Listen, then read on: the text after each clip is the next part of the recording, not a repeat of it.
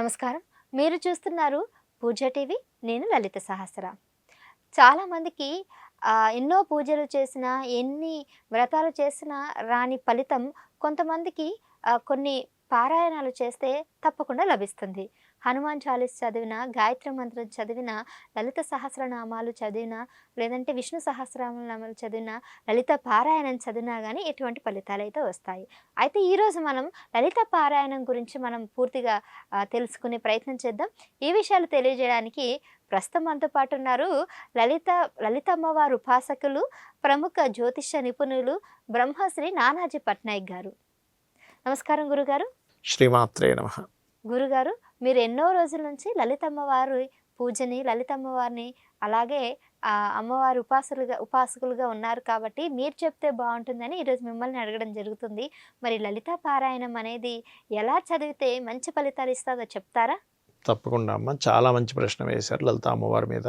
ఇక్కడ ఏంటంటే లలితా సహస్రనామాలు గురించి నేను ప్రతి నామముకు ఉండేటువంటి అర్థము, భావము, ఆ నామం చేయడం వల్ల ఎటువంటి ఫలితాలు వస్తాయని చెప్పాను. యూట్యూబ్లో కొడితే వస్తుంది. అయితే ఇవాళ మరలా మీ ద్వారా ఆ యొక్క ప్రశ్న అడిగించి చెప్పిస్తుంది మనతోనంటే అమ్మవారి యొక్క అనుగ్రహమే కాబట్టి చెప్తుంది నేనైనప్పటికీ కూడా చెప్పిస్తుంది సాక్షాత్ లలిత అమ్మవారిగా భావిస్తూ. ఒకటి పాయింట్ నెంబర్ 1, లలితా సహస్రనామాలంటే ఎవరో రచించినటువంటిది కాదు. అది చాలా స్పష్టంగా ఆ యొక్క గ్రంథంలో ఉంటుంది.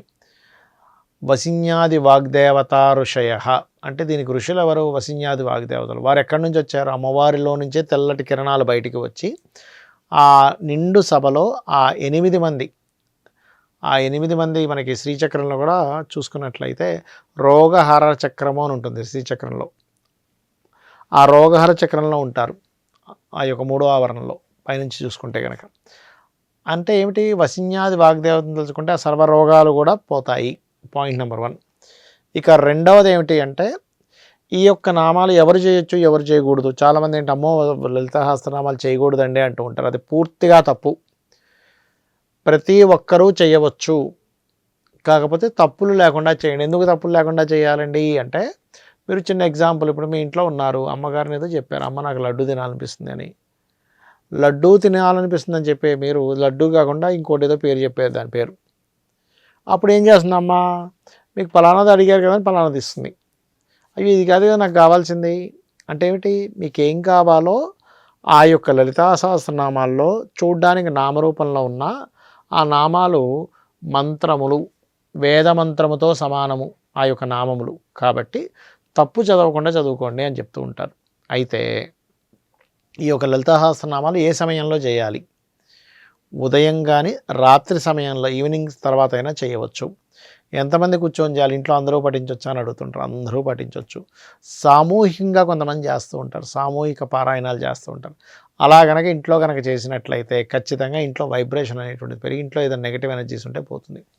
చాలామంది చూడండి, ఏమంటే ఉగ్ర సంబంధించినటువంటి ఆరాధన చేయాలి, అమ్మో ఇప్పుడు ఇలా అయితే కాదు అంటూ ఉంటాం.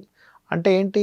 సంథింగ్ నెగటివ్ ఎనర్జీస్ వచ్చినప్పుడు ఇది సాత్విక అమ్మవారు కదా మనల్ని రక్షిస్తుంది. ఆ శాస్త్రంలో చెప్పింది ఏమిటంటే, లలిత చేసుకున్నట్లయితే మీ మీద ఎవరైనా ఏదైనా ప్రయోగం చేశారు, మిమ్మల్ని ఏదైనా ఇబ్బంది పెడుతున్నారు, ఆ శ్రీచక్రం నుంచి వారాహి అనేటువంటి అమ్మవారు వచ్చి వాళ్ళ యొక్క పని పడుతుంది. అంటే ఏమిటి?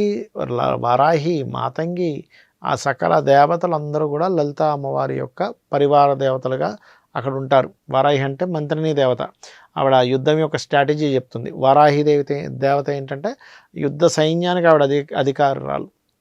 కాబట్టి మనకి శాస్త్రంలో చెప్పబడింది ఏమిటంటే, లలితా సహస్రనామాలను కనుక ఎవరికైనా తీవ్రమైన కష్టాలు ఉన్నాయి, అష్టమి నాడు కానీ, నవమి నాడు కానీ, లేదా అమావాస్య నాడు కానీ, పౌర్ణమి నాడు కానీ, ముఖ్యంగా మనం కనుక అష్టమి, నవమి, చతుర్దశి కూడా చేసి 5 తిథుల్లో కనుక చేసినట్లయితే మంచి ఫలితాలు వస్తాయి. అలా కాదండి, రోజుకి 27 సార్లు చేసే పద్ధతి ఒకటి ఉంటుంది. అంటే ఏంటి? పొద్దున్నే నిద్రలేసి రాత్రి వరకు అవుతుంది అది. ఒకసారి పారాయణం చేసాం లలిత అమ్మవారిది, హారతి ఇచ్చాము, నైవేద్యం పెట్టాం, మళ్ళీ ఇంకోసారి, అలా 9 సార్లు అయిన తర్వాత ఒక గ్యాప్, అంటే పొద్దు నుంచి మధ్యాహ్నం అయిపోతుంది.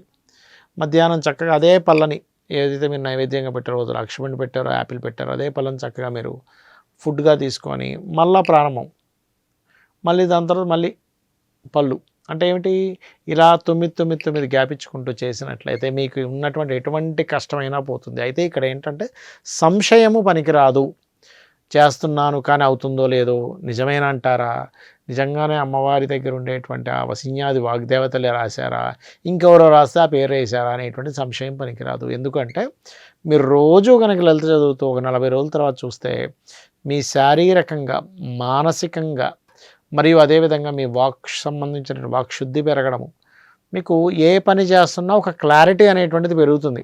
మీరు అనవసరంగా బాధపడడం, అనవసరంగా ఏడవడం, అనవసరంగా అయ్యో నేనేమో అయిపోతున్నా అని చెప్పి డిప్రెషన్లోకి వెళ్ళడం అనేటువంటిది జరగదు, గుర్తుపెట్టుకోండి.